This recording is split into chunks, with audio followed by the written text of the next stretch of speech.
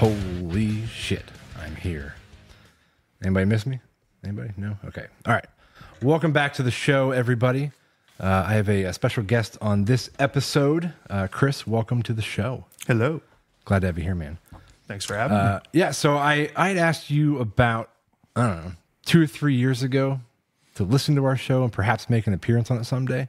Well, now here you are. Yeah, it's one of those, it only takes 36 months to come full circle. That's usually the way we look at things. So you say something 3 years later, I'm right on the spot. Yeah, you're right on track. Yeah. Like, here he is. It's a 3-year plan. I was actually standing outside. I'm like, you should be here in 5. No, but yeah, dude, actually the reason that I wanted you on the show even back then was because, well, one, we've always had fun conversations, right. But two, we worked together in a retail setting in 2000, like around 2005, 4, 6. For like a Hurricane Katrina, it started. It was like 04, wasn't it? Yeah. Okay, yeah. So that was like, what 20 years ago that we were selling crap together. These electronics things, they're just a fad. Just a fad. Yeah, the MP3 player is just a fad. I don't know why people would want it. Why would anyone want a digital library of anything they've ever heard ever? Right. In something the size of a credit card, and then want accessories to use those. Yes, that was an actual conversation we had with somebody. But so I thought it'd be fun for this show to kind of reminisce a little bit about, our lives as, sales associates, salesmen, salesperson. I'm not sure what the correct terminology is anymore. In sales. We were in sales. In sales. Yes, we were sales humans. Salesers. Yeah, so we had a lot of things. We worked at an old company that does not exist anymore, called Rex TV and Appliance.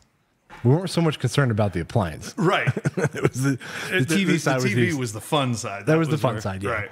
Yeah, and if anybody's ever been in sales of any kind, you can probably appreciate some of the stuff we're going to bring up. This specific job that Chris and I had was a commission-based job, so we didn't get paid unless we sold stuff. And like probably any commission job, they have some sort of a dollar amount that you have to make. A floor. Yeah, before they have to step in and pay you. Like, so if you suck, they'll cover the difference, but you're not going to last very long. They don't want to pay you. Right. Yeah, that was it. But no, I think the first thing I do want to touch on was like just working commission in general. Like, it was like when you first applied for the job and you got hired, because our mutual friend John, right, was he working there at the time? No. Well, so he was in Hermitage. That's right. And so he was working. He was the manager in Hermitage, and another friend of ours, Todd, was the assistant manager there. And I needed a job. Hey, John, whatever. So then I started commuting with him to Hermitage. And like I said, that's when Katrina struck. So that's when gas was $7, $8, $9 a gallon, I believe it was at the time. No, it was like $4.80 a gallon. Yeah, basically kind of the norm now almost. But then when it started out, yeah. In 2004, it started out on this commission-based job, basically $20 in the hole as soon as you got up in the morning. So as soon as you're driving in that 1 hour into work, you're already $20 in the negative as to what you're trying to make before you can even get positive. So then you got to make it home. Yeah. So that was bizarre. That it was just everything that you had to schlep everything. And when you're looking at the Kobe DVD player, so yeah, the $19 Kobe DVD, yeah, where you would make that cool $1.25 off of it, if they didn't have the coupon. Yeah, yeah. So you had to figure out a way to stop spending $40 a day on gasoline. Right. So then it was also John also coming from Oil City and Todd coming from Oil City as well. They sort of just were like, you know what, done, and they quit. And John went to work as a car salesman. Oh, that's right, yeah. And Todd, I think he actually followed him. Or maybe shortly thereafter. But anyway, they both were just like done out. So I was like, oh well, hi. Need a job. And Well, you didn't quit though. You just transferred over. right, didn't you? and that's what when John had called you and said, "Hey, do you need a salesperson? Yeah. A saleser, A saleser. and yeah, that's when I started there. It would have been right around it was right around Christmas, around the Christmas season. It was, yeah. I do remember you coming close to Christmas that year. Yeah, yeah. So you came at a good time, Right. Yeah. Which kept the that kept the home fires interest. burning. Right. If it would have been starting out in say April, March, maybe February. Yeah, return season. Yeah, no. So yeah, I remember when you came on because we had at the time our other mutual friend Justin was also working there. Yeah. And I think was Kev working there? I can't remember. I'm trying to say last names, but right. But I don't think he was there. He was shortly thereafter with me.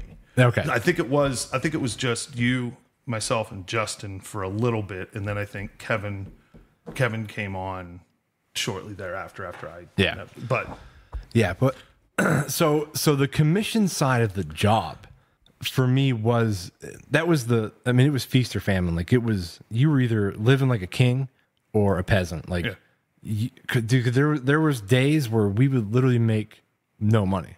Like not exaggerating. Yep. Sometimes I've actually left that day with negative money. Yeah, because somebody returned something. Yeah.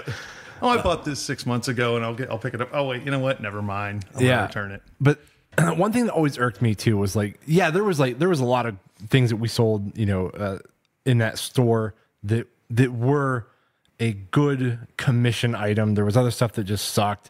But the ones that always irked me so much were when the company itself would advertise like a particular television set. Either Aries never had it. Because it's just what do they call it, like a step in or something? The lead in. The lead in or something. They had some weird term for it, but they always wanted you to upsell them. Like it gets them in the door. Yeah. It gets them in the door. Yeah, like it pisses them off. Yeah, we don't have what they want.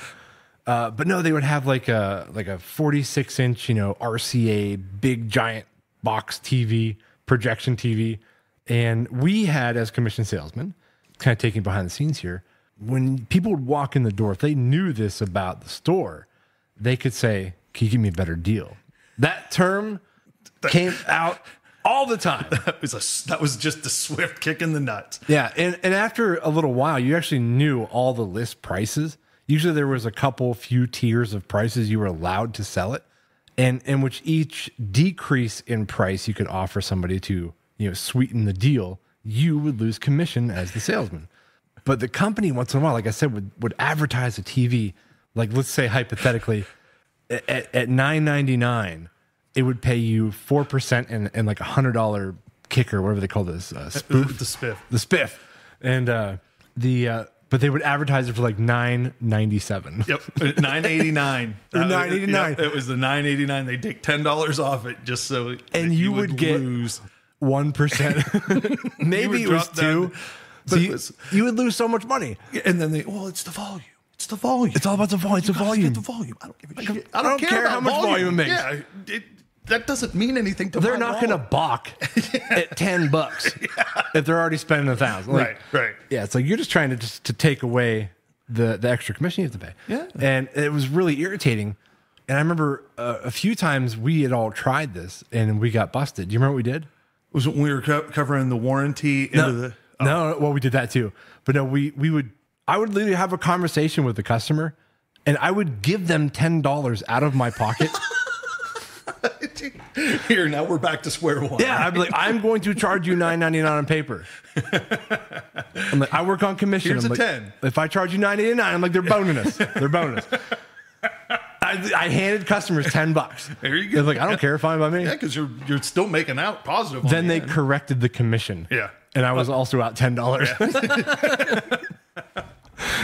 Yeah, but you still got the volume. You got the volume. That's what was really. But we also were unique at Rex for the fact that we solely worked on commission, whereas Sears, Walmart, they had their salespeople, but they were paying them hourly. In the case of Walmart and Sears, and then Sears, if I'm not mistaken, they were getting commission, but it wasn't it wasn't as good. Yeah, I don't remember what they got for commission. I think it was just a percent, like, I want to say like 2% commission or something like that. Off the overall volume as to what you pushed out or something like that. Yeah, because we were the only ones working straight off the bone, that if you didn't sell anything, you didn't make anything. Yeah. What also irked me too was the company would offer 12 months or 24 months, same as cash. Oh yeah. So which people, I mean, if you're buying a television set that's like $2,000, that sounds really appealing because you can spread that sucker across 2 years. That's great. That's great. Except for us. Except for the fact that the salesman is just, again, fisted. Yeah.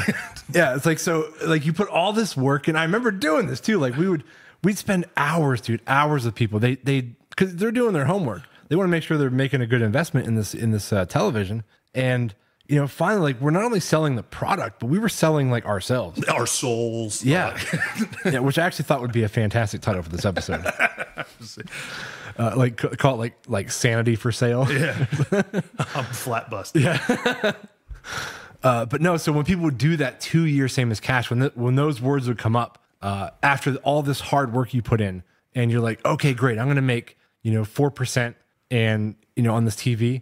Okay, yeah. But they would make, with 2 year same as cash, you lose 2%. Down to the bottom, yep. Yep, 2%. It was, you almost wonder, it's like a psychological sort of test to have someone, to see someone just buckle at that point, like put all the diodes and stuff on them, and then all of a sudden when that 2 year same as cash, that applies, and then just flush. Yeah, you can just see their body language change. I would too. Like my shoulders would drop. Yeah, I'm like, that was just it, and it was you put in again so much work just trying. It was the physical, but it was also the mental of how to get over that last hump. Just say yes. You want the thing. You need a washer and a dryer. I will say the appliance side tended to be a little bit easier. Right. But it was always the what do you got in stock? Well, it was one, what you got in stock, and then two, how many of them were, this is for a rental. Oh, so you want the cheapest $137 rope or dryer that takes 6 hours to dry a blanket, but that was all they cared about. It was for a rental. Right. It was just a rental. Don't care about what you're getting. So we started to get we would learn these things too. And, that would be like one of our qualifying questions. Like, is this for your house or is this for a rental? Like, this is for our house. Okay, I'll show you. Like, how much do you want to spend on this thing? Yeah. Do you care? Yeah. Do you care? Do you essentially care about how this is used and or how it performs? Yeah. Like, no. Over here. Like, here's the cheapest shit we got. This is the junk we've got. Yeah. But so... And I guess that was one advantage too that the company we did work for was we did keep a lot of shit in stock. Right. So when people did come in generally for an appliance, which was always a big deal because when someone came out for a fridge, it's because it just broke. Right. Yeah. And they're like, we gotta go home. I've got $1,000 worth of meat. What am I going to do with it? Well, if you want beige, if you could just wait for 2 weeks. Yeah, just 2 weeks till our next stock truck. Yeah. That we will die trying to unload in the winter.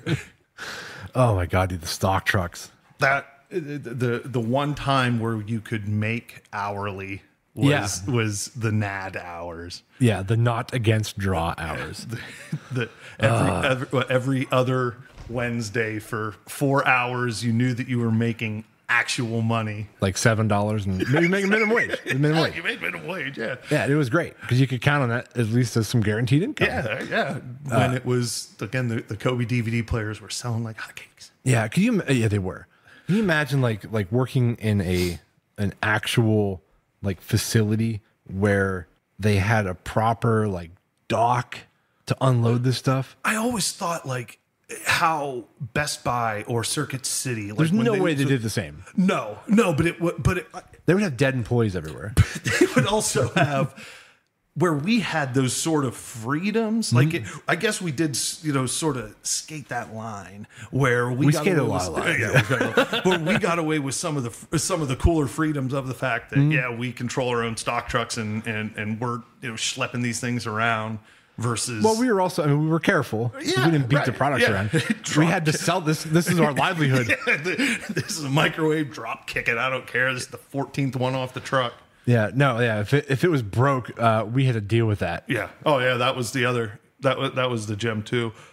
I remember I had brought up before about how, like, when we would sell TVs and then how our store was pretty knowledgeable. Yes. We took that portion of the technology side as a sort of medal on our chest. Yeah. And when we were telling people, if you'd like to buy this TV off of me, I can tell you how you can get free HD TV for the next year. But I'm not a salesman for DirecTV, but let me tell you how this works. Yeah.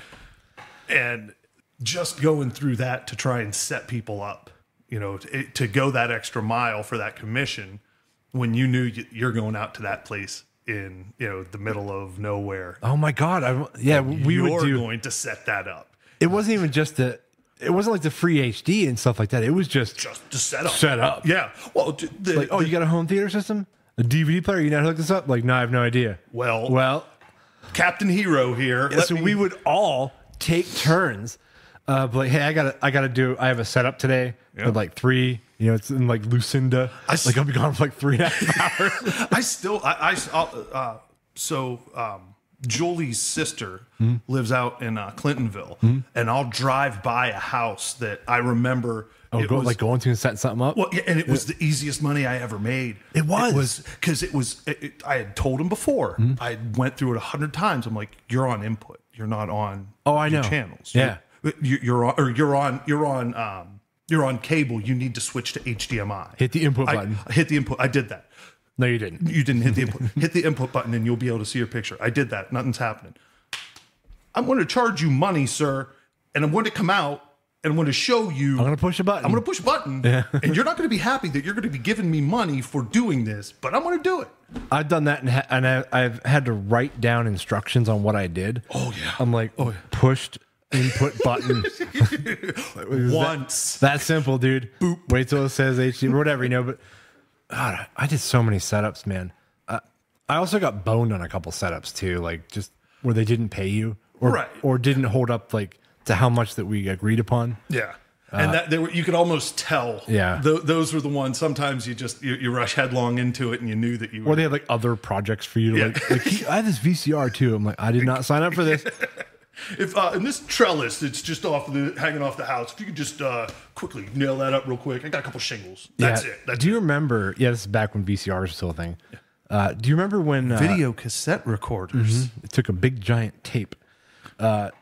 Do you remember I sat in the chair, like in the showroom for like, I think it was like 2 hours, maybe 3. It was a long time. At least it felt like a damn eternity. But I was talking this person through this stupid VCR they bought and how to make it work with their TV. And it was like mind numbing. And finally, I'm like, it was stupid of me to not ask this in the first place. I'm like, what? I'm like, which one is this? I'm like, I can't figure out what button I'm looking at here. And they read me off the brand and model. I'm like, we don't sell that here. He's like, oh no, I got it over at Walmart. And I'm like, I just want to hang up. That was I was so mad. That was the end. That was the one. Well, I was over there at Walmart there, and I learned so much about what they had to teach me. And now I'm going to come over here and try and weasel you. Yeah. Well, I asked him. I said, "Why didn't you call them?" He goes, "I did." Yeah, they don't know what they know what they're talking about. They said to call you. I said, "Oh, good. That's all we are. Is just tech support." Yes. Because you didn't want to spend $9 more for the same VCR. Like, get out of here. What was that? Well, it was before when Vizio. Before it became a quality product. Yeah. What was it? What was that other house name that they had for plasmas and LCDs at the beginning? Oh, like the the Walmart brand, you mean? Yeah. There was like, because we always joked like Tay Tung and those were like made up names. Sanity, but there was one that they had that it was. I don't think it was Vizio, but it was just like it was the soul crusher. If they, I'm coming in for a big screen TV. Oh yeah, here's Mitsubishi. Here's Sony. Here's Samsung. Here's Samsung. Here's Hitachi. Now, I'm going to go over there. I think I'm going to go with that. That cheap ass TV. Yeah, whatever it was. I can't remember the name of it. They had so many of them though, because they've gone through so many over the years. Even like RCA has gone to crap. Yeah, like they've been garbage for quite a while. But like there's like TCL or something. TCL. And there was another Hisense maybe Was that I it? think it was High Sense. I think it was. I think it was High Sense. That's starting to. It wasn't the same. I think it was the same as like an air conditioner or something. We sold it was something weird. Well, that was no, that was Kobe's. Those were the DVDs. But no, it was. I think it was High Sense. I remember Apex. But it was that was it. We were competing against Walmart for product that they had that we didn't have, that we knew about, but they couldn't sell. That did make it really challenging in the sales field to compete with apples and oranges, like, because people didn't care. It looked this kind of the same, but it was cheaper. And now, you know what? Now I remember one of our not last ditch tactics, but one of the things that kept people coming into Rex versus going elsewhere. Need that stand built for you. Oh yeah, dude, we were building stands. Oh God, I hated building furniture. It was in a way it was so easy that, you know, if you tied that in as part of the money, you know, if you sort of. If it was gonna seal you the deal, right, to make some money that day, right, then you're gonna spend like 2 hours building the damn stand, right? And then once you figured it out that it was all okay, so you made about $40 an hour doing, you know, 3 hours worth of work when it came to the sale, the actual schlepping, and the building of the stand. So but yeah, you need a stand built. You got the stand for you. Yeah, I'll build that stand for you. Or conversely, when they were, I just got me a TV over at Walmart. I need a stand. You got a stand? Look, there are no stands over there. I will not build this for you. Right, yeah. I sure would like someone to build it for me. Would you? Yeah. Would you now? I bet you would. Yeah, drive in front of Home Depot. No. But yeah, I do remember one time I was selling a TV. It was like a Panasonic TV. We are going to move off of all these sales stuff here momentarily, if you're still with us, people. I was selling this Panasonic TV. And this was like it was a good moment for me because I remember Sears was selling the same television for like, it was like $100 cheaper. And I spent probably an hour and a half with this guy selling, man, just selling my ass off. And like you said too, we kind of took pride in that was something that we could give people that we knew other people really couldn't do maybe as well, was the knowledge. Like, right. How these things worked, how to operate them, and, you know, everything we could do to make ourselves sound as knowledgeable as possible. And that actually probably gained us more sales than I even realized.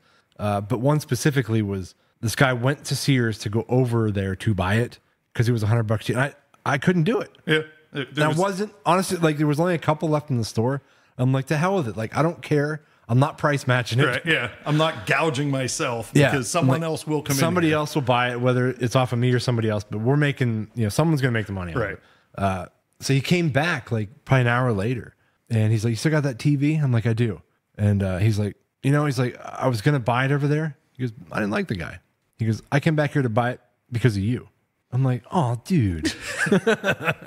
I'll get out. I'm like, for our price? He's like, yeah. I'm like, that's awesome. Yeah. I'm like, sweet. It was a sense of pride. Yeah. Do you remember we had the 30-day price match guarantee? Oh, absolutely. Because we could use that and not get boned. That was one nice thing. I think we did hook them up with that. But yeah. So anyway, come in tomorrow and then you get the money back. Do you have any other commission things you want to talk about, or can I move into how we dealt with our boredom? Right. No, commission. No, I can't really. That's the crux of it. Is it sucked eggs? That it did. Yeah, but again, like I said, there was a lot of feast. Yeah. Do you remember air conditioning season? Air conditioning season, dude. That, I guess, if we want to touch on, that was. We'll talk about that, and then that was insane. And then we'll move on from that. Yeah, because dealing with boredom in that job was actually pretty essential. Yes. Because there was a lot of it. Yes. But no, so yeah, some of the biggest moments, like you said, was air conditioners, dude. And do you remember that one year? Yes, where I do. We were watching the forecast, and we had the foresight to order a giant truck. Yes. Full of nothing but air conditioners. Yes. Because like we're looking like, dude, it's gonna be hot AF. Like it's gonna be so hot. Yes. And everybody else, we're noticing people running out of air conditioners. Mm-hmm. So that was it. It was Friedhaber's wasn't even really carrying AC at that point. No. Walmart only had like one. They had like the 5,000 BTU. Yeah. You wanted anything with cooling power. Oh, Rex was. We ordered a truck with like I think 350 units on or something like and that. it was gone by the end of the day. Yeah. We were selling off of that truck Literally. while it was coming in. It's like, it should be here in about an hour. Do you want a 12.5? Just sending slips out the door. Right. And people were like, you were out there, you were trashed. I remember. Oh.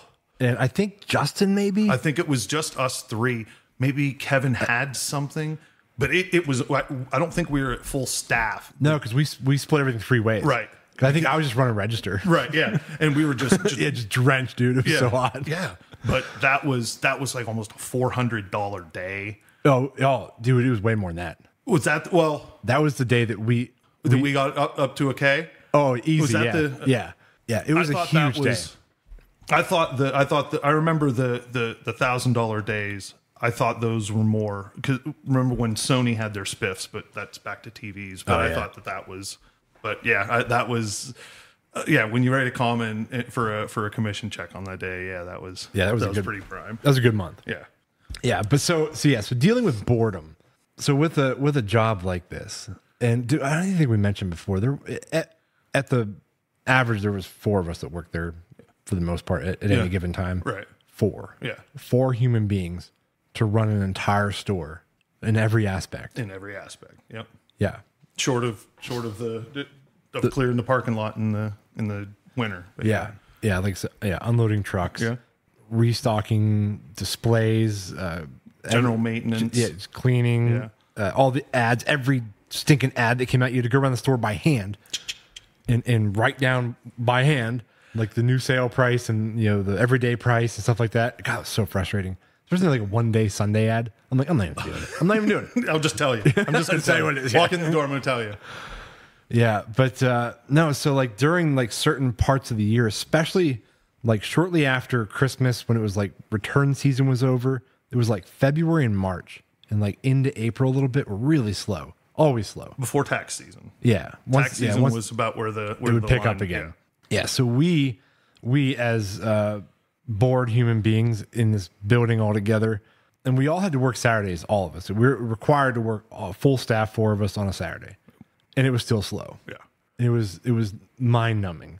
So some things I know that I did was I brought in my Xbox. Mm-hmm. I believe you did too. Oh yeah. And we played like Gears of War. Oh god, the original 360, Dead Rising. Yeah. Oh yeah. Remember Kev brought his. He's played that one. God of War. God of War. He was on PlayStation. He brought in God of War. Yeah. And we hooked him up to the coolest TVs. Oh, the best TVs we could have. Yeah, dude. Kick back at 45 degrees. Like I don't care if it's gonna burn images in this plasma. Yeah. It looks great.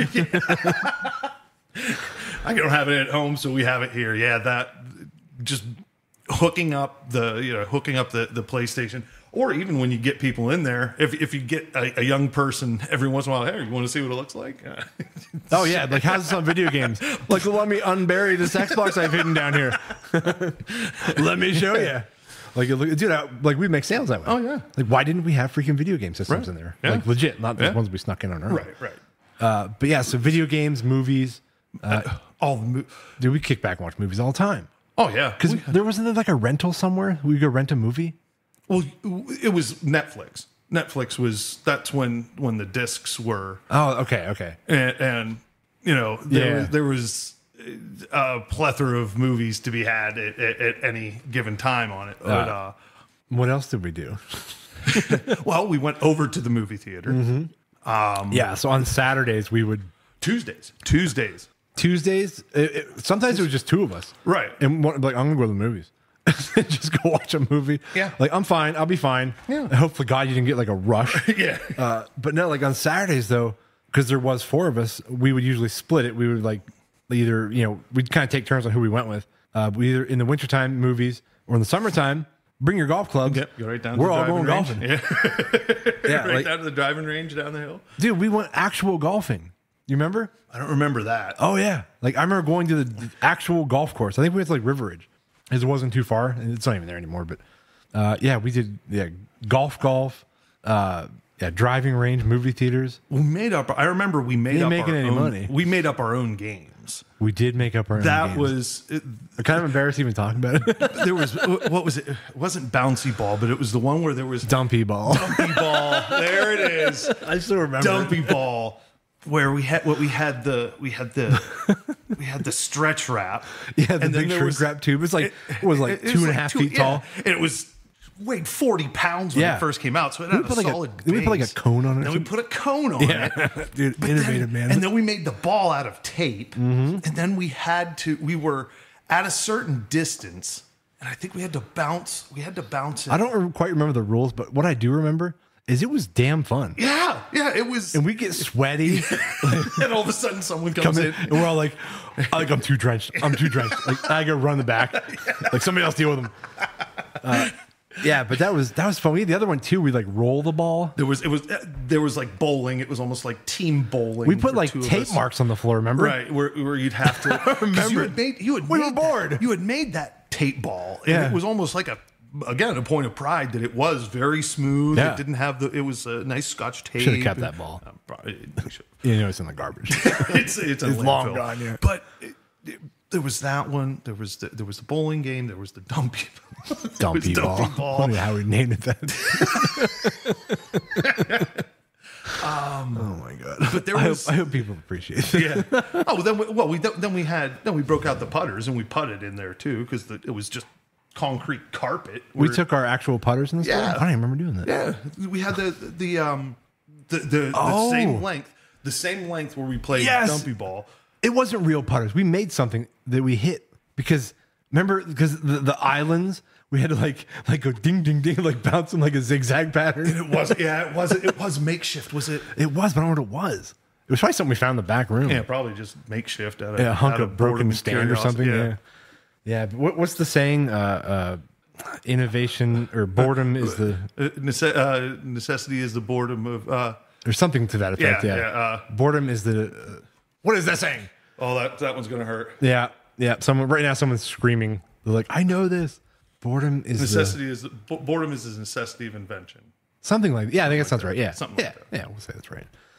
But yeah, so let me look at my notes here, make sure if there's anything else we want to talk about with sales. Because I could go on for quite some time because the 42, I remember the 42-inch Panasonic Plasma being like the holy grail when we had that one Christmas when Plasmas had just came out and we had a stock of them and we were like, if you're listening and if you don't quite remember what Plasmas were, most likely you do, but if you're a little bit younger and you don't, Plasmas were like the very first legit flat panel TVs.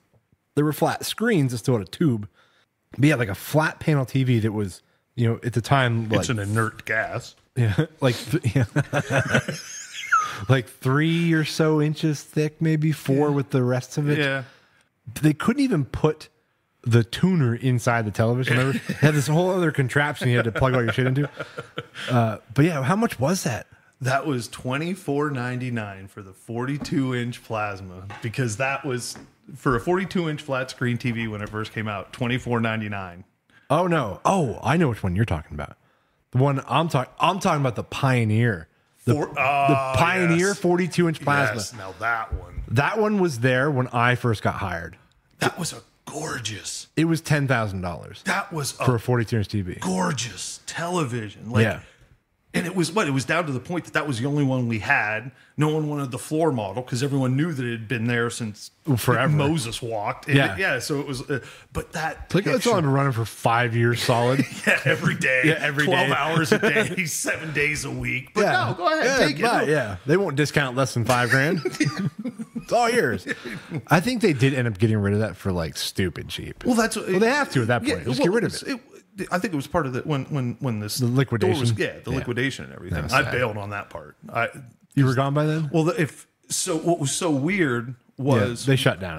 I think we told them it's gone. Yeah, but within 48 hours, Julie tells me she's pregnant with our first child, and then Rex is closing. See you later, bye. Yeah. So at that point, I actually took the out and went back to school. That's why I went to Du Bois. But I stuck it out. You stuck it out. I took the early out because I had. Well, it was probably timing. Right. That was it. It was I had the time. Yeah. My thing didn't start yet. And I had 9 months. So we're solid on this 9 months from now. Yeah. You can't put that off. You can't put that one off. Can't we get the 12 months same as cash on that deal? No. But yeah, so I took the opt out there and then and went to Du Bois at that point. So I didn't see the liquidation, but I remember John was there, and I remember he had said that you had sold that Pioneer to somebody. Someone has. I can't imagine. What do you know? What's funny though, dude? That I have the 50-inch Panasonic plasma I got from there still. Like they rated those TVs a while back with like a half-life of so many hours. It has well exceeded that. Yeah, I think that they were off a little bit. I think their math was fuzzy. They because like, dude, that TV was from 06. Yeah, and it still works. Yeah. Like you buy TVs now from even like Walmart or whatever, and you're lucky to get 6 years out of it. Yeah. Oh, absolutely. And it's 18 years old. Yeah, it's planned obsolescence. Yeah. Well, they didn't plan too well for that one. Yeah. It's a great television. Yeah. So I think I was going to say one more thing about that. With the closing of the store, I remember who was what was John? Regional VP. Regional V? No, that was the other guy, the cool guy. Like our district manager. Oh, district manager. DM, yeah. Our DM, John. Super nice guy. Like I really respected John. He was a nice guy, a smart guy. Really smart guy, and had like this like almost like southern twang to him a little bit or something. I couldn't quite place That's it. southern gentlemanly thing. Yeah. And I almost wonder if he kind of hammed it up a little bit. You know what I mean? Like if he kind of put that on a smidge to get the sales. I don't know how legit it was.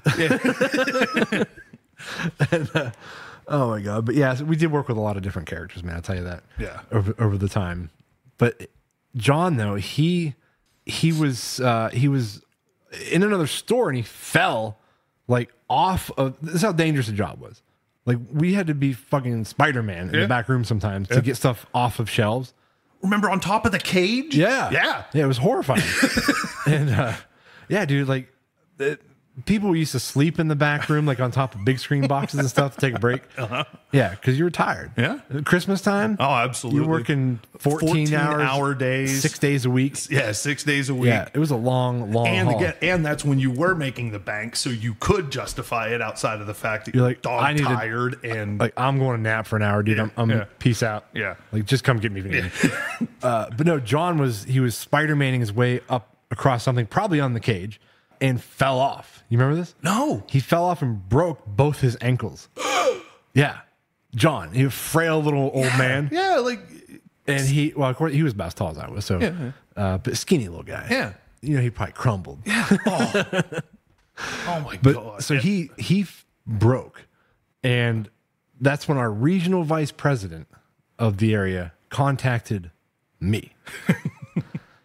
And do you remember when this all happened? No, that's because I'm thinking maybe that was after they had announced. No, because it was before our end. He needed me to step in as acting district manager. So I'm like, okay, cool. I'm like, I can do most of that from right here. Well, I was literally in the position for, I don't know, 2 weeks. And they're like, yeah, we're closing down Ashtabula. Like, I need you to go over to Ashtabula. I'm like, what? I'm like, oh my God. So I, who had never done this before, had to drive over to Ashtabula on a Sunday evening before they closed. I had to get there before they closed. Walk in the door and like, hey guys. And they're all like, what are you doing here? Guess what? Yeah, like, that's exactly what I said. I'm like, guess what? I drove 2 hours to get here to tell you this one thing. And they're like, what? I'm like, take a guess. You're done. Yeah. like you're shutting us down. I'm like, I'm not. Yeah. Like, I'm just the errand boy. Yeah. So I had to stay over in Ashtabula for 2 weeks. And I think I drove most of it because I hate hotels. So I made the commute like pretty much the majority of that. It's like 2 hours each way. It was horrible. But close that store down, and then I had to do the same thing like not too long after that with Meadville. Because that's the one I remember. I don't necessarily remember Ashtabula much, but I remember because Meadville still had, I think his name was Kevin. Yeah, younger kid. Right. Yeah, he was actually I like Kevin a lot. Yeah, and the only reason I remember that was from Hermitage and everything. But yeah, Kevin was a Primus fan. That's the only thing I really I remembered. Yeah, I say younger. I mean, I was 26, 25. Yeah. Like I wasn't that old, to be a district manager temporarily. No, so I had to go up and close down Mevo, but they're strict about it too, and they're like you can't tell them in advance. So of course I called Kevin. I'm like, dude, you guys are getting shut down, man. I'm like, just heads up, like because people will steal stuff. I'm like, I don't care. I'm like, I know we're next. You mean people are a little grumpy that they found out that their job's gone? Yep. So I think I even told him too. Like, look, I'm not proud of the fact that I was, the Grim Reaper. Yeah. Well, not even that, but like I'm like, dude, if you got some shit you guys got to take care of up there, you got some stuff you got to exchange, this would be the time. Yeah. You got anything under warranty? You swap out. Yeah. This is the time. Like, get it done. But yeah, so anyway, so closing down our store then came next, and I started the process, but then I think our VP at the time came down and finished it for us because obviously I had to hand my keys over to somebody. Yeah. And then that was that. Yeah. We were done. But I took advantage of the schooling that the state was offering for the displaced workers programs. Yeah. And I went to welding school and got certified in welding and got a job at Joy and worked there for almost a decade. Yeah. And yeah, that's I went from when they early opted us out. I went to Du Bois and got a couple of associate degrees, worked at Franklin Industries for almost 10 years. So yeah, came out the other end, I guess for the better. So I remember that early opt-out program. They kind of begged me to not take it. Right. Well, they because that was the point that that's when they would start offering you hourly. Yeah. Plus all the commission. Right. Plus the commissions to come in. And that's, because that was part of my dilemma. I'm like, I could make bank in this last bit of time. And that was their only incentive to keep people to actually finish out, close the store and get some sort of volume, just get rid of all the stuff. Right. Yeah. So that they don't have to take it back. But yeah, I remember that sort of weighed heavy as to, I'm going to make hourly and commission for the first time ever. Yeah. But once that teat is dry, it's bone dry and it's not coming back. Because it was crazy for the first few days, and then you're just kind of getting down to the nitty gritty. Right. People just kind of come in to see what you got left. Right. Then it's like, oh, we got a 27-inch tube. Well, I remember actually when I was in Ashtabula. I'll tell the story, then we can move on because I want to get to a list that I brought up for you because we changed up a little bit. Mm-hmm. There was this customer, it was in the last day or two of selling stuff, and there was this TV that was it was like a 32-inch Sony, and at the time that TV was like $799. Like, it was expensive. It's as much as a 65-inch LCD, more. Yeah. But it was a nice television, but it had this in the upper corner was kind of cracked, like somebody had dropped it or something. So it had some physical damage on it, you could see. So I'm like, I just want to get rid of this stuff. I don't care. And so I had how much I could sell it for. And then I told this guy that I'm like, I can sell it to you for $300. I said, but hang on a second. I said, I'm going to see if I can do you any better. So I called my VP. I said, I just want rid of this stupid thing. It's like the last stupid TV sitting here. He's like, sell it to him for $150. I'm like, dude, sold American. No way he's going to pass this up. I'm like, you want it? I'm like, $150. He's like, $100. He's like, $100, you got a deal. I said, no. That's $150. You did not hear me there. So he literally he's like, I'll think about it. And this person was right beside me, turns around, he goes, $150? And I go, yeah. He goes, I'll buy it. I go, sold, real loud. And the guy turns around and I'm like, sold. Yeah, stupid. Yeah.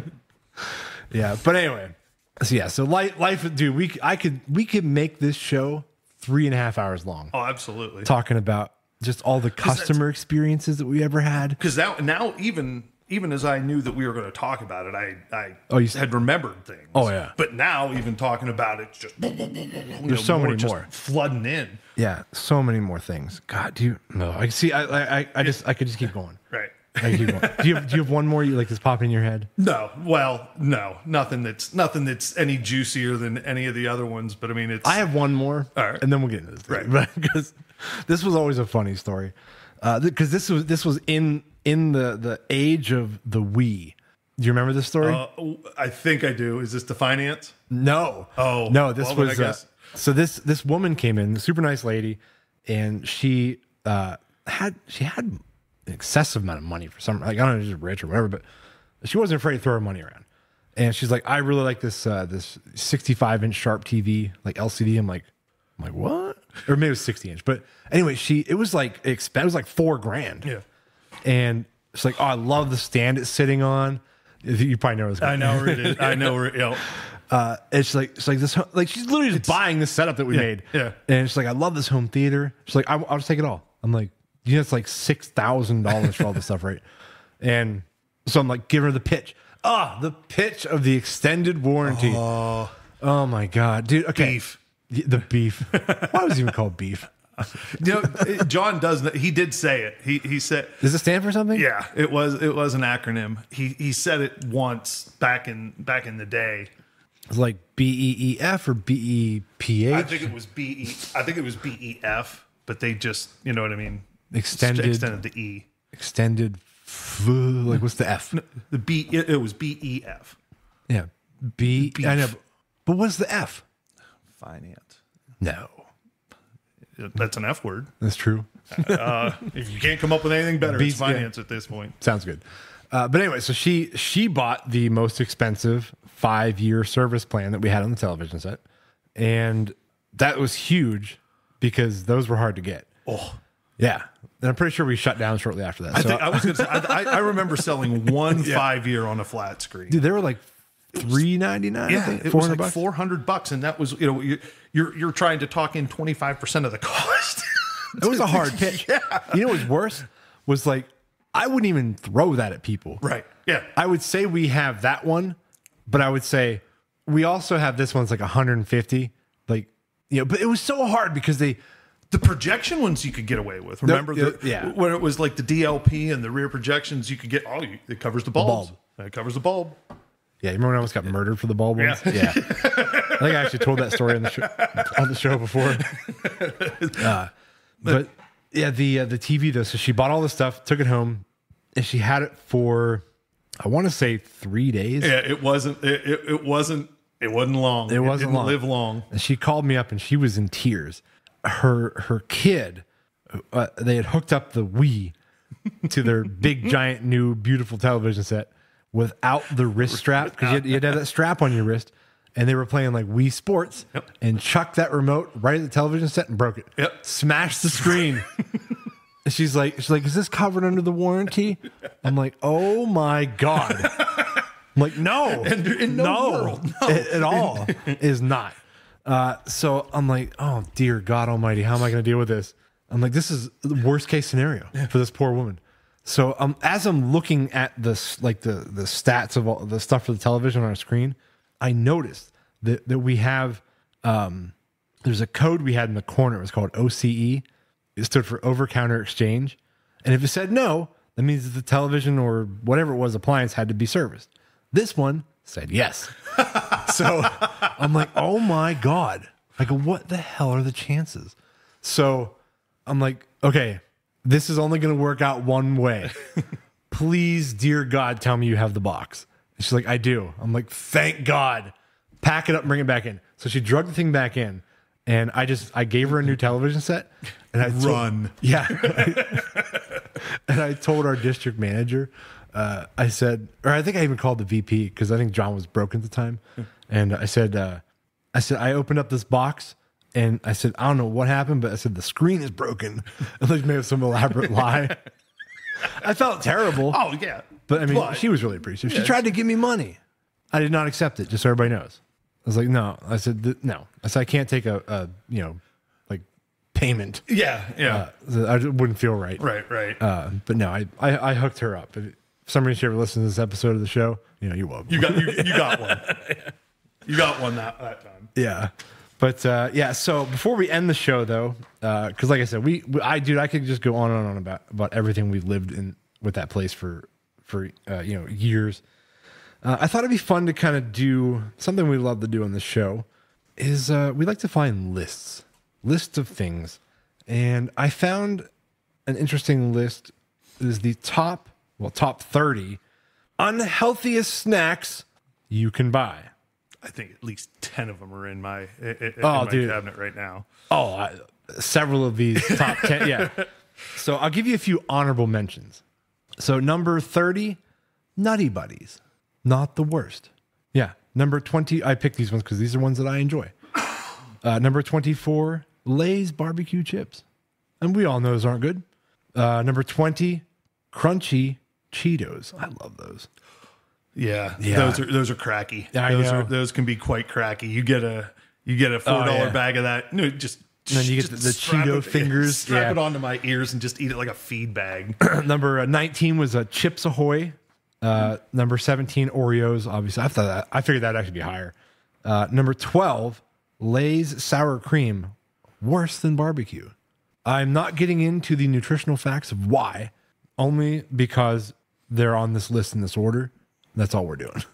I would say because of the sour cream, the dry dairy, perhaps. Yeah, the fatty dairy would load that one up. Yeah. So what would be next? Yeah, well, do you have a couple? Oh, this is on eatthis.com. Okay, if you want to find it. Okay. Do you have a couple? I'm going to give you a few guesses. See if you can figure out something in the top 10. The Dorito Reds have to be top 5. Those things, the Nacho Doritos are one of the most dangerous snacks on the planet. That is number 5. That's 5. I remember reading an article how the Doritos, that's not nacho cheese, obviously. Like no. if you go and you buy nacho cheese and you take a scoop, that's not nacho cheese. But what it is the perfect blend of umami. Umami? Umami. What is that? Never heard of umami? No. It's a type of flavor. Oh. It's almost a flavor that you can't put your finger on. I believe is a sort of loose translation. You can if Japanese. It's all over a Dorito. But it's like that sour, it's like that the garlicky, salty, sweet. So it's just a hodgepodge of different seasonings in a way. Yes, but they have manicured this to. They have engineered. I'm sure it's a vaulted secret. Yes, yeah, okay. Exactly. But they have engineered the Dorito Reds to the point that it is cracky. Yeah. So on that one too, then the Cheeto Hots, the Flamin' Hots have to be on there because I think that shares a chemical similarity with crack or son of a bitch. You just nailed the number 1. Yes. I can't even go there now. Oh, I got no drum roll. I knew because even after I said that with the Doritos, I remember even hearing that they shut those off from schools. Those are worse. Yeah. There was something about the dyes they used too, like the red dye 40, stuff like that. Yeah. I did read that.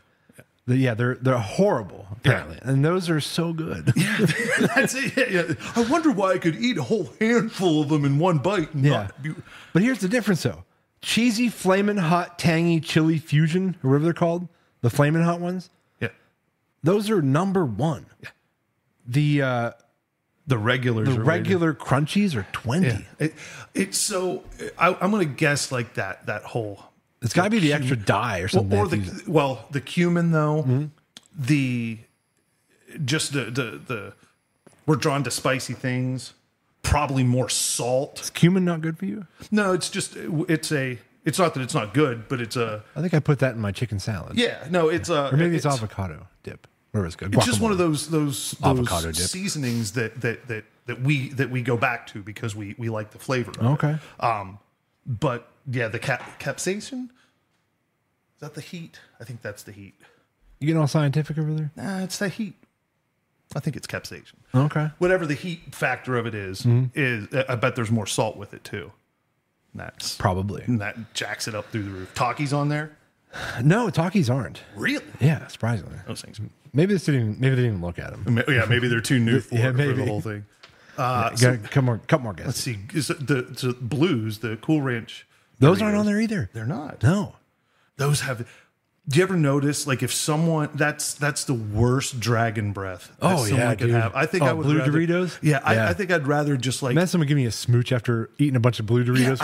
I'd rather just French kiss like just random gutter trash after a bender than. You can tell someone a Blue Dorito kiss. Yeah, you can tell someone from a mile away when they have the Blue Dorito breath. Yeah, it's bad. Let's see. Give me a couple more guesses.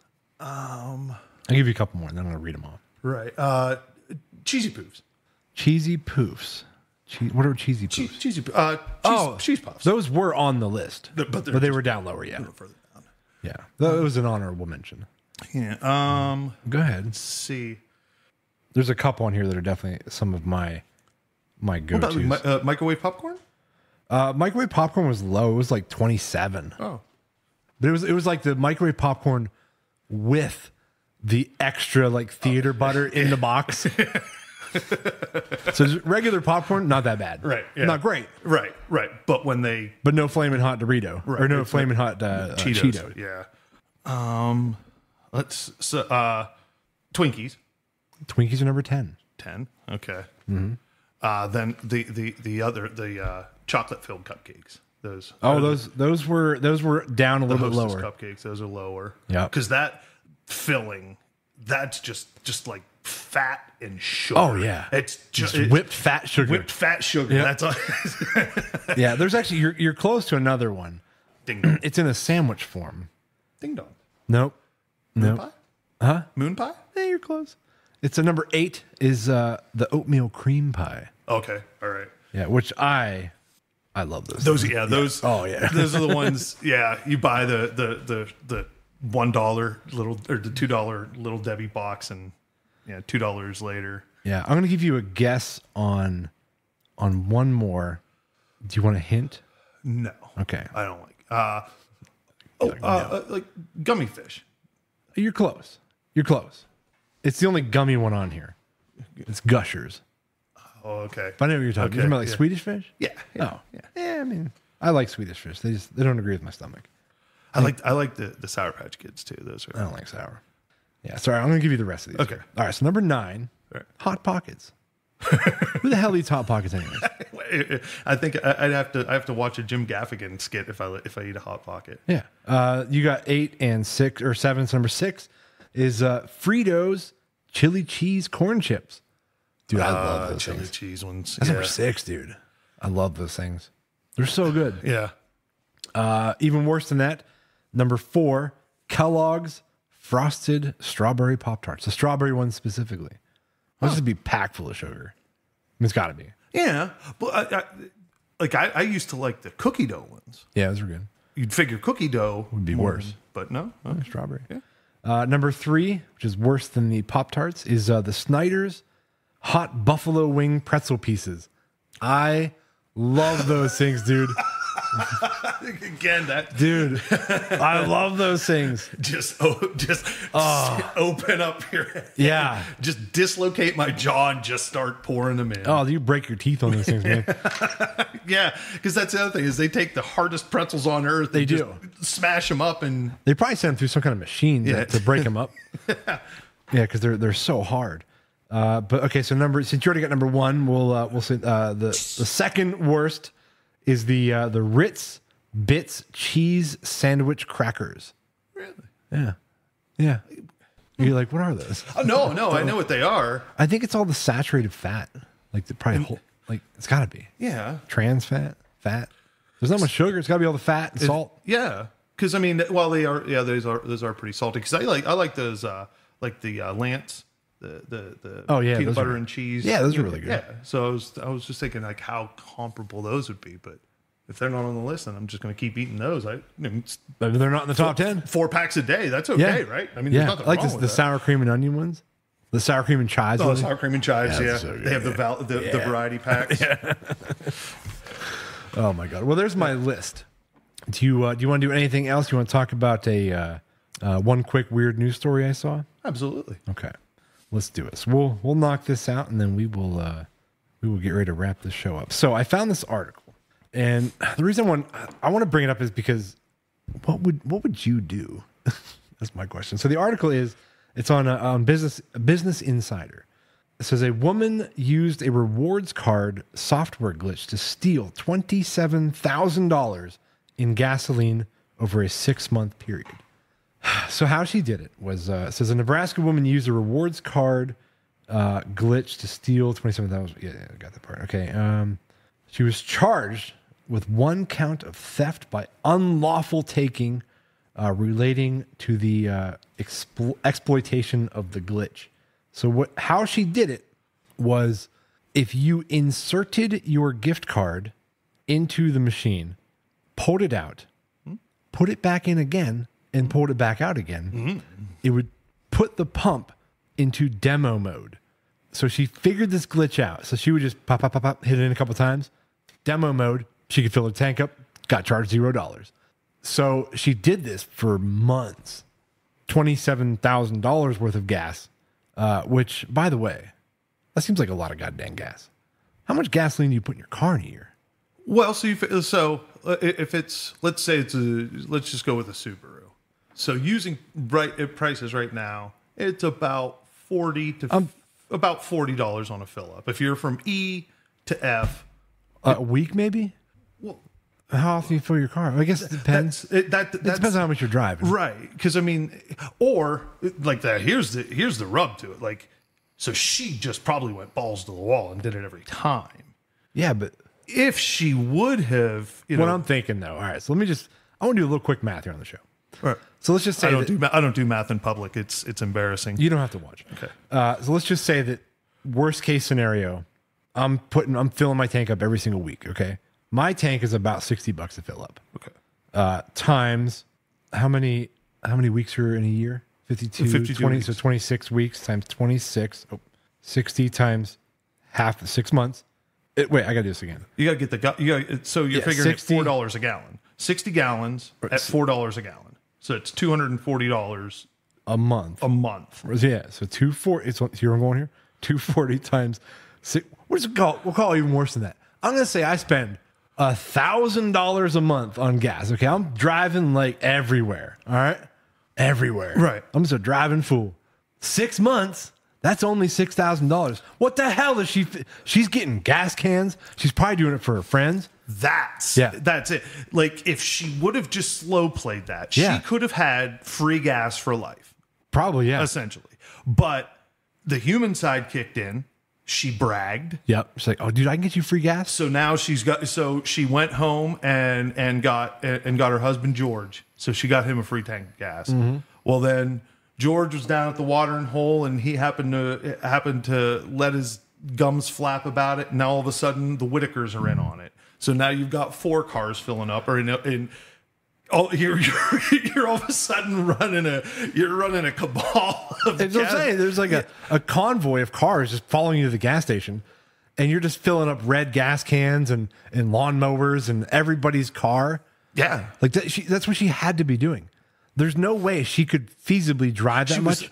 I could envision that she would. So Wednesday's gas day. So she takes her car, drives back home, brings in George's car, takes it. Here, take my card. Yeah, but she got found guilty because it was her card, or is this a glitch? No, I think she would have to have done it. I think she had to have done it. Yeah.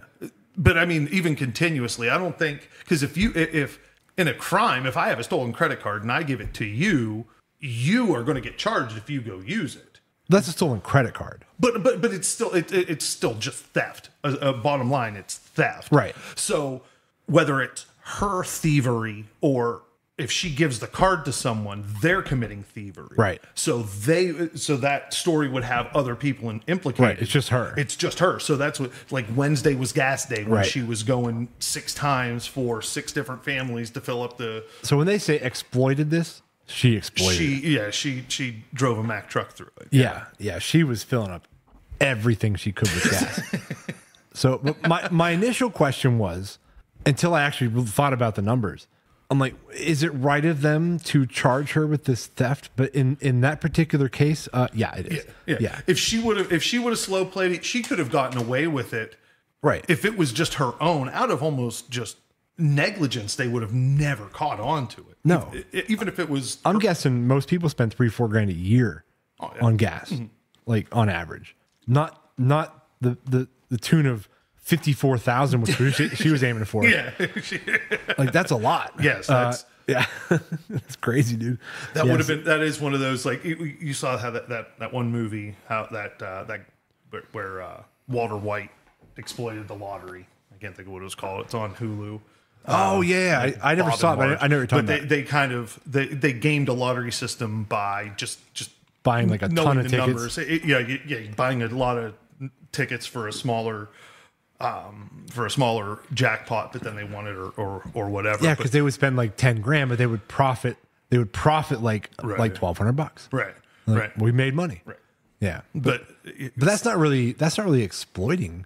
You're playing the game. You're buying tickets. Right. And I think that's it. If you keep it on a personal sort of level, right, then it's almost going to always go under the radar. But then when you start filling up the entire block, heck, if you're going to if she goes to the same gas station, she's responsible for a tanker. You know what I mean? Like that's like, well, here comes Marge. We're going to have to call in another tanker truck. I wonder where it's all going. Okay, so I did the math. There we go. Roughly, call it $3.50 a gallon. Yeah. In the matter of 6 months, she took 7,714 gallons of gasoline. That's a lot of gas. Almost 8,000 gallons of gas. That's a lot of gas, dude. Like, no wonder why they saw. Yeah, like I said, yeah, if she slipped in once a month, I'm like, I'm gonna sneak another free tank. Yeah. Like what? No one's gonna notice. But and again, in it was Nebraska, like so probably assumptive rural Nebraska. So now when you're looking at your sheets and all of a sudden, gee, we're not making any money on our gas. Where's all the gas going? Where is it going? Yeah, I'd like to. It doesn't say how they actually figured it out, but they had to have just started watching. The pumps. Yeah. And notice old Peggy, was. But that's one of those things. Pump happy. Like that's almost goes back to like the old days of Nintendo. How you found the glitches on like the Contra glitch, up down left right. That was just probably found by some kid just pounding out on a Nintendo controller and. Yeah, I don't even think it's in my nature that I would have even accepted that first glitch. I would have had to have told somebody, not like a friend. I would have had to like gone into the store and like, just so you guys are aware, like I wouldn't be able to steal the gas. I think I would have at least seen, I would have maybe. You're like, I see how far I could take this. Well, I would have, even that first tank just to see, like sort of separate that out. Like, okay, that was $50. I'm going to put this 50 over here. So that if they come up, oh, well, I thought that it was taken out of my account. Right. But then after that, if it would have gone on, guilt would only go so far to the point of it's just stealing, right? Yeah. Then it's the guilt would carry you so far. Then you just realize, all right, you're just stealing gas. Yeah, I mean we've left the store before with like dog food in like the bottom part of the cart and forgot to pay for it, and walked back in with the dog food and paid for it because we missed it. Yeah, like I just can't. I can't do it. I can't just leave. Like and knowingly stealing something. Right. And I sort of feel the same way, but I've also seen a few times more recently where going out to Walmart, they're double ringing, like the scanners, not the people. The scanners are double ringing. Oh. I got charged for, at Christmas time, I bought a set of Christmas trees, and they just 2 like 4-foot Christmas trees. They were like, I think the set was like $28. So, I ring everything up, and of course you can't walk out of Walmart without spending $100. Right. Oh, so, $200 now. Right. Yeah. So now at this point, I spent $150. You're like, that added up quick. Yeah. I was pretty quick on that one. So then I looked through and like I said, I did it. So it's not like I'm blaming someone. Right. And I know that I just went boop. Didn't go boop, boop. Yeah. Just boop. But it booped twice. Walmart wasn't going to come back and, you know what? We checked our inventory. Well, they're not going to. No, they're not going to know Right. that. So that I know that they're Yeah. not. So that's where I feel a little bit less like I'm not blatantly doing it, Right. but I'm also not getting the cold sweats that that the Walton family may not. Maybe I just may have not. too much of a conscience. That's a little bit too much. Yeah. The dog food would have been okay if it would have been a dog. Then maybe yeah. you say that you stole a dog accidentally, and they forgive you for that. Yeah, you want to hear like one of the craziest things that ever happened to us was where we got something for quote unquote free or by accident. Yeah. We ordered something from Amazon and opened up the box. I'm like, what the hell is this? It was a unopened pack, like a stack of $30 lottery tickets. Yeah, yeah, Like scratchers. scratchers. Yeah, $900 worth of tickets. It was a 30 pack of tickets. Oh boy. So what do you do? What do you do in that case, right? Well, Right. I called the lottery place. Yeah. And I was like, this is the craziest thing you may have heard today. Somehow in my Amazon box, which I did not order this, I did not order lottery tickets. is I a wasn't. pack, a $900 pack of Pennsylvania lottery tickets. And they were like, oh, that's quite odd. I'm like, so some store somewhere is missing some lottery tickets. And I was like, I don't know what to do with these. They're like, just hang on to them. Will someone from the lottery get a hold of you? I'm like, cool. I gave them all my information. We sat on those things for 6 months. And finally, wife and I were like, well, we know we couldn't, you can't scan them and win because they have to be scanned in and something. So we knew there was no winning, but we're like, no one's calling us for these things. I don't care anymore. I'm tired of looking at the stupid pack of lottery tickets sitting here. So I'm like, let's just scratch them and just see if we would have won something. Right. And we purchased the $900 pack of tickets, we would have lost $140. Nice. See, that's where the So then we just burned them all. Right. Threw them in the fire. But that's it. Like watching TV anymore, seeing the gambling stuff.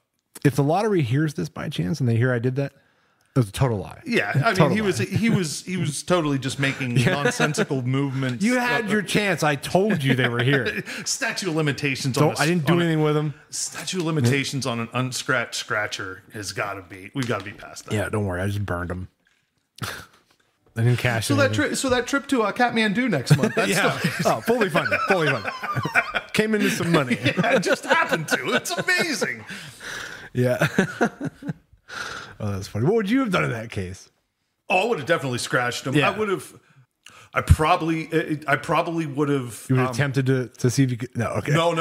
But I would have. Our mutual friend John. I would have played the most evil practical joke I possibly could. I would have dedicated that 6 months that you had into just sitting on them. Yeah. I would have used that 6 months as some sort of maniacal, methodical plan to absolutely crush his soul and his spirit in some sort of practical joke that would have crushed him. Yeah, I would have done that. That sounds about right. Yeah, absolutely. And then I would have laughed gleefully and soaked up his tears. And You do enjoy his misery. yes, I think all of our friends enjoy John's misery more than we really should.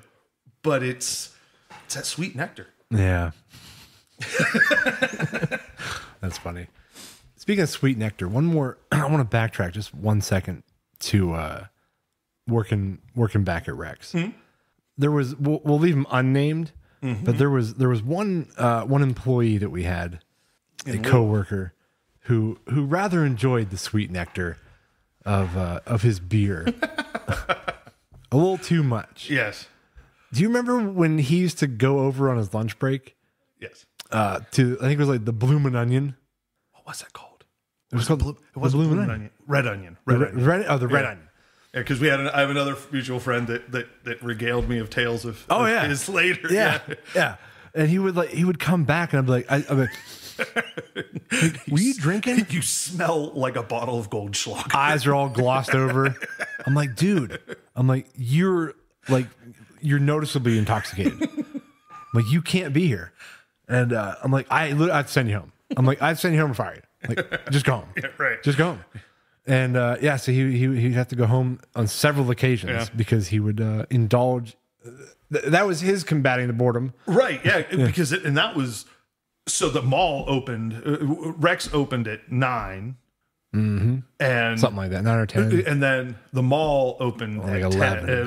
No, that's what 10 it was. and We 11. opened at 10. Rex opened at 10. The mall opened Yeah. at 11. So yeah, that after 1 hour of boredom, shoot right across the parking lot. And Yep. Were you there for the? We had the crackhead that worked for us for a little while. I don't want to say his name. Actually, I'll give you his name because his name wasn't this name. We named him this. We named him Jimmy because there was 2 of him, 2 names of the same name in the store, and it got confusing. So we just started calling him Jimmy. He would get so messed up on something, and he would. I used to have video of this because I'd use the video recorders in the store. oh yeah, yeah. I'd film him sleeping in the showroom floor, like head back, sawing logs, like just in like random places. Just go over to the car stereo section. No one went over there. God, the car stereos. That board of misery. Dude, if somebody walked through the door, okay, not that we could profile people, but we could pretty much profile people when they walk in the door if they were looking for a car stereo. And then we just go over there. I'll yell if you need help. I'm not coming over. I ain't coming to say that $59 Jensen. No. This is probably only comical to us. But it's the images that it immediately invoked in my head of the 2006 version of Fred Durst coming walking into Rex to look for the detachable faceplate. Oh God. Yep. And then trying to sell people like we weren't an auto, like a car audio like place. We just happened to have it. Yeah. Yeah. And they really expected us to know the ins and outs of this crap, like talking about, amplifiers and big giant subs and stuff and how to hook it up. Right. And again, on a commission-based job where I could put 45 minutes worth of time into it and make a cool 75 cents. Yeah. No thanks. Thank you. I'll go pound this nail into my eyeball instead. Thank you very much. Yeah. I know our buddy, Justin, he would put stereos in for people on the side. Well, that was almost those days where hey, Justin, there's someone over there at stereo. I'll split this TV with you. Go ahead. Yeah, go ahead. Yeah. Yeah. God, no thanks. But anyway, all right. Well, I'll tell you, let's wrap this one. Unless you have anything else to add to this. Right. No. All right, we'll talk about how plasmas are bulletproof on another time. In lieu of. Oh my God. Okay, we can't quit without mentioning that. What are you in lieu of today? Dude, my wife and I will still say that. If I see in lieu of, like it comes right back. Yeah, that's the trigger that it just floods back on. Yeah, and actually, oh God, I still can't say that. Yeah, without thinking about it. I think that's a pain trigger there. Yeah, but no, the in lieu of thing. One of our we'll leave unnamed coworkers, Chris and I were standing there at the front counter, and he would approaching somebody that came in the door, and he's like, "Hello, folks." Like, he's like, "What are you here in lieu of today?" And we both were mid conversation, and both stopped and looked at each other. I'm like, "No, no, he did not just say that." What are you in here instead of today? And we waited for him to do it again just to verify. Yeah. And he said it. Yeah, no, he said it. That was his pitch. That was part of the pitch. I remember you went up to me, you're like, "What did you say?" Or I just, I'll bleep that out. Post edit. Yeah, and he's like, I asked him what they were here in lieu of. He goes, and you're like, "You know what that means?" He's like, and he said, I'll never forget what he said. He said, "No, I heard you say it one time, and I thought it sounded smart." And you're literally asking them what they're here instead of. What you up to instead of today? Oh my God, that was so funny. Oh man. So, all right, well, let's wrap this show up. Right. On that note. So, all right, guys, thank you for checking us out. Chris, thank you for coming out and hanging out, dude. That was a lot of fun. That was great. Appreciate it. And we'll see you guys on the next one.